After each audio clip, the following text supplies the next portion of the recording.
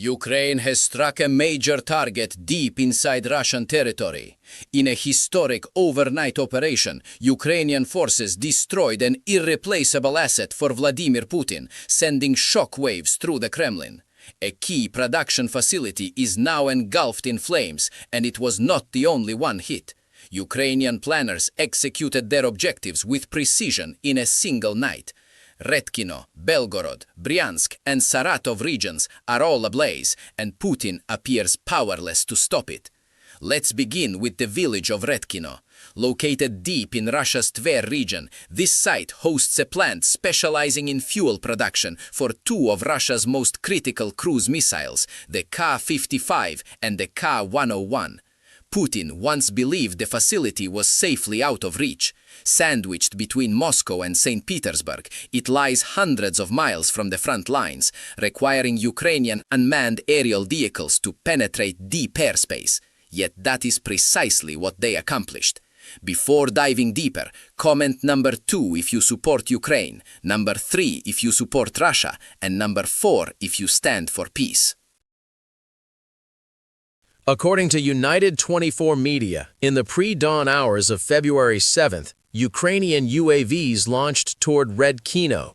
They breached Russia's sparse air defenses and struck a plant believed to produce the rare missile fuel known as Decylin-M. That fuel is now burning alongside the facility itself, and Russian authorities cannot deny the evidence. NASA's FIRMS system detected intense heat signatures at the site immediately after the strike, while local residents captured footage of raging fires and thick black smoke plumes rising from the compound. One video shared by United 24 Media on social platform X shows the blaze from a distance.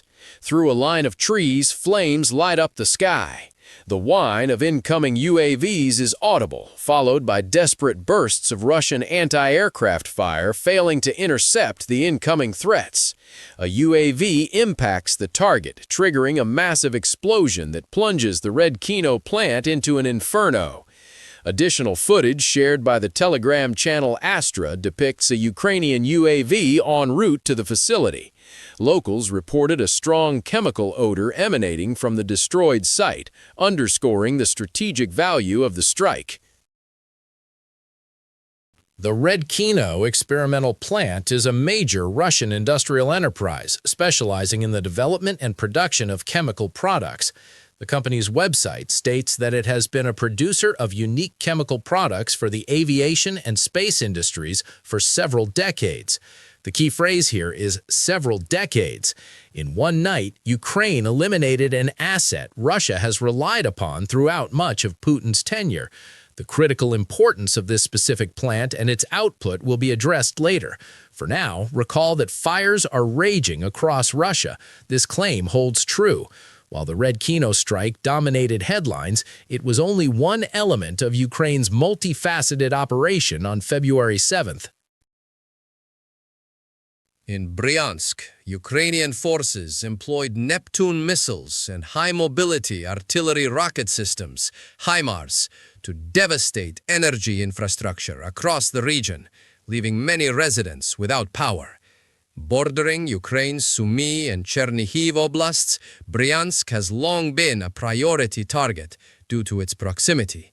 Now, Ukrainians are ensuring local civilians experience the same hardship inflicted by repeated Russian strikes on Ukraine's grid. Bryansk Governor Alexander Bogomas confirmed the assault, stating, "The armed forces of Ukraine attacked our region using long-range Neptune missiles and HIMARS multiple rocket launcher systems. As a result of the attack, power supply was disrupted in 7 municipalities. Repair and emergency teams are working to restore electricity." Ukraine's military has issued no official comment on the Bryansk operation, and the Kyiv Independent noted on February 7th that it could not independently verify Bogomas's claims. Still, the likelihood remains high. Russia has a pattern of downplaying successful enemy strikes, making any admission noteworthy. And there is more, much more. The night before Redkino and Bryansk burned, Ukrainian forces targeted Belgorod region. Another border area, Belgorod, suffered intense shelling that caused serious damage, according to Reuters, citing Governor Vyacheslav Gladkov. The enemy shelled the civilian city of Belgorod. Everyone knows we have no military targets here. There has been serious damage. I've inspected the area, Gladkov said in a somber public address. The statement rings hollow. Gladkov claims Belgorod's innocence, while Russia continues launching missiles like the Kh-101, discussed later, to hammer Ukrainian energy infrastructure. Russia has militarized energy sites. Ukraine is simply demonstrating what that means for civilians. Ukrainian President Volodymyr Zelensky rejected Gladkov's accusations regarding strikes on Russian energy assets. Asked on February 8th whether Ukraine has resources to prioritize energy targets over purely military ones, Zelensky replied that the two are inseparable. We do not have to choose between striking military targets or energy infrastructure. He, Putin, sells that energy. He sells oil. So is that an energy target or a military one? Honestly, they are the same. He sells oil, gets money, invests in weapons, and uses those weapons to kill Ukrainians, Zelensky explained. Gladkov's remarks at least provide context for why Bryansk's governor also acknowledged Ukrainian strikes. Russia seeks to portray Ukraine as a terrorist state for hitting power grids. The hypocrisy is glaring. As the European Policy Analysis Center noted in December, all 15 of Ukraine's thermal power plants have been damaged or destroyed by Russian attacks. A single Russian barrage on November 25th left 40,000 without power in Kyiv, 21,000 in Dnipro, 20,000 in Odessa, 13,000 in Chernihiv, and over 8,000 in Kharkiv. Either Bryansk and Belgorod governors are unaware of their country's actions in Ukraine, where they know and are leveraging the strikes for propaganda. Regardless, it changes nothing. Belgorod's energy infrastructure is burning, and the severity is stark. According to the Kiev Independent's February 7th report, widespread blackouts and outages struck the region following Ukrainian strikes. These were not isolated incidents. The outlet noted this marked the third major power disruption in Belgorod in a single week. Ukrainian missiles hit the area on February 3rd and February 6th, apparently targeting the Luch thermal power plant, which supplies about 10% of the city's heat. What is unfolding is Ukraine delivering measured retaliation for what it has endured. Russia's missile barrages on Ukrainian energy will not cease. That is why Redkino was targeted, and its significance will be revisited shortly. But if Putin refuses to halt attacks on Ukraine's grid, he has effectively designated such infrastructure as military targets. Ukraine is responding in kind, plunging Belgorod civilians into darkness and bitter cold, just as Russia has done to tens of thousands of Ukrainians. Oh, and Ukraine also struck a Russian troop concentration in Belgorod, as reported by the General Staff of the Armed Forces of Ukraine on February 7th. Details are sparse, but Gladkov's claim that everyone knows we have no military targets in Belgorod was disproven on the very day he made it. You can likely guess what comes next. Ukraine was far from finished. Also on February 7th, Ukrinform reported that Ukraine's defense forces struck the Balashovo oil depot in Russia's Saratov region. Details on this strike remain limited, but the rationale is clear. The more Russian oil Ukraine destroys, the less can be refined into fuel for occupying forces in Ukraine. Armored vehicles and tanks grind to a halt without fuel. Aircraft require aviation fuel refined from petroleum. Even if the depot's contents were not bound for the front, the loss hurts. Burning oil cannot be sold or used to supply Saratov civilians. The Balashova depot is yet another blazing target in a historic night for Ukraine, except the operation was not over. Because there was still more. Beyond strikes across Russia, Ukraine targeted Russian occupying forces on their own soil. In Zaporizhia, a Ukrainian strike destroyed a drone control station near Rivnopilya settlement. Another Russian troop concentration was eliminated nearby at Dorozhnyanka. In Donetsk region's Yalta, Ukrainian forces hit a Russian repair unit. Also in Donetsk, a drone control station in Mykolaiivka was destroyed, along with a multiple rocket launcher system positioned at Poltavka. In both sectors, every Russian soldier, drone, and piece of equipment Ukraine eliminates reduces the intensity of enemy attacks. Less intense attacks mean slower Russian territorial gains, if any remain possible. February 7th truly was a historic night for Ukraine, and the assessment stands. Russia is on fire. Occupying forces are being attrited. In hours, Ukraine exposed the fragility of Russian air defenses while conducting high-precision deep strikes, all eroding Putin's war effort. And that brings us back to Redkino and the strike on the missile fuel production facility there. Recall the opening. Ukraine neutralized a plant operating for decades, producing something Putin cannot replace. That something is Decylin-M. This high-energy fuel component is absolutely essential for the propulsion systems in several cruise missile types Russia has used to devastate Ukrainian cities and energy infrastructure throughout the war. It enables those missiles to travel over 1,550 miles, allowing strikes from safe standoff distances. Moreover, Decylin-M remains liquid at temperatures as low as minus 58 degrees Fahrenheit, a cold-weather fuel suited to a harsh climate nation, and utterly irreplaceable for Russia. Ukraine has torched the plant producing it. The implications for Russia's missile campaign will be addressed momentarily. Yet the Redkino strike's impact extends beyond appearances. Beyond the unique fuel Putin cannot source elsewhere, the plant manufactured strategic materials for Russia's aircraft industry. These include silicon carbide for composite materials and boron nitride to shield rocket engines and other weapons from corrosion. The facility also produced specialized heat-resistant coatings used on Russian missiles. Thus, Putin has lost far more than fuel, an essential node in Russia's entire air strategy. Returning to the core of that strategy, Russia's missile barrages against Ukraine. As an anonymous SBU source told Ukrinform, the SBU continues systematic strikes on key facilities of Russia's military-industrial complex. The affected plant is a critical link in producing cruise missiles used to attack Ukraine. Even a temporary halt complicates rocket fuel production and reduces the enemy's ability to sustain intense bombardments of our cities.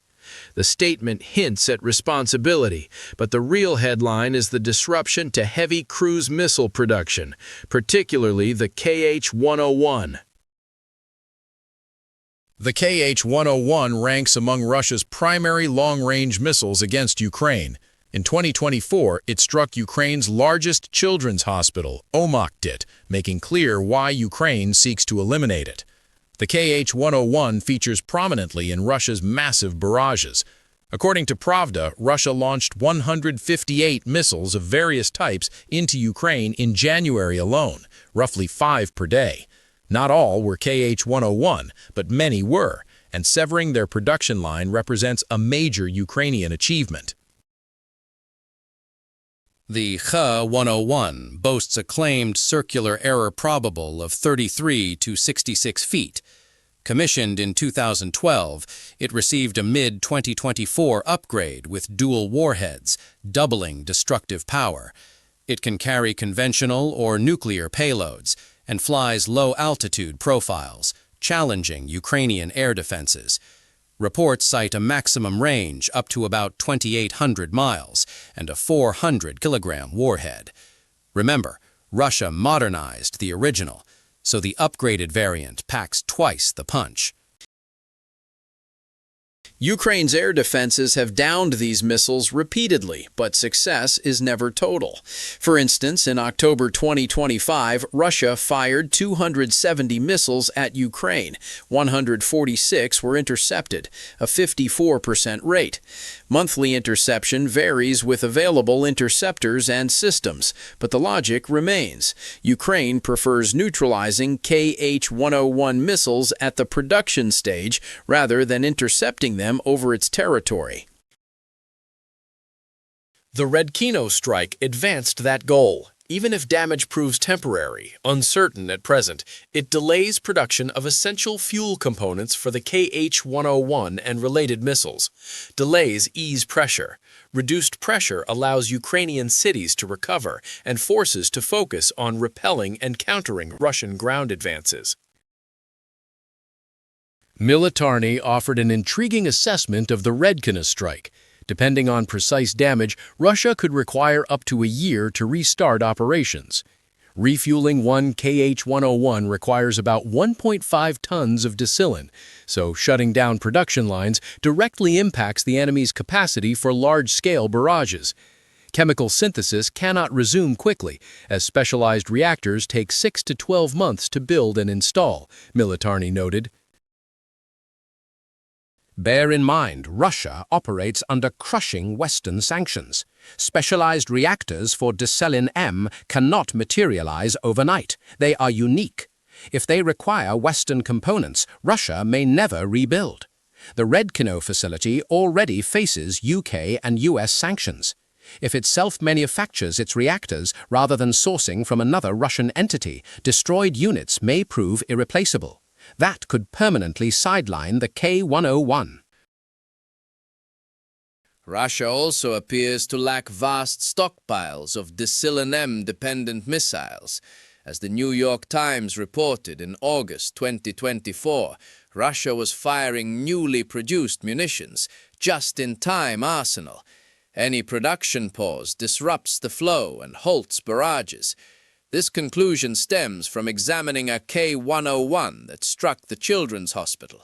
The missile was manufactured in Q2 2024, said Damian Spleeters of Conflict Armament Research in 2024, so it was built between April 1 and June 30, 2024, and the strike occurred July 8, meaning the missile was produced just 8 days to 12 weeks prior. Ukraine has created a severe logistical headache for Putin. Specifically, the SBU drove it. Ukrinform reported UAVs from the SBU's Alpha Special Operations Center struck Redkino. Whether Alpha participated in other strikes mentioned is unclear, but the SBU's involvement, direct or via UAVs and intelligence, is evident. Naturally, Russia pretends nothing happened at Redkino. Russia's defense ministry claimed its air defenses downed 4 Ukrainian UAVs overnight on February 7th. Footage tells otherwise. Ukraine deployed its own flying sanctions to destroy an irreplaceable asset for Putin. They did so in a night that set multiple Russian regions ablaze. Energy infrastructure destroyed, Russian troop concentrations eliminated, oil burning, and if successful at Redkino, the Kh-101 may soon vanish entirely. This historic Ukrainian strike night is not the first demonstration of consequences if Putin persists in targeting Ukraine's energy grid. Comment number 2 if you support Ukraine, number 3 if you support Russia, and number 4 if you stand for peace.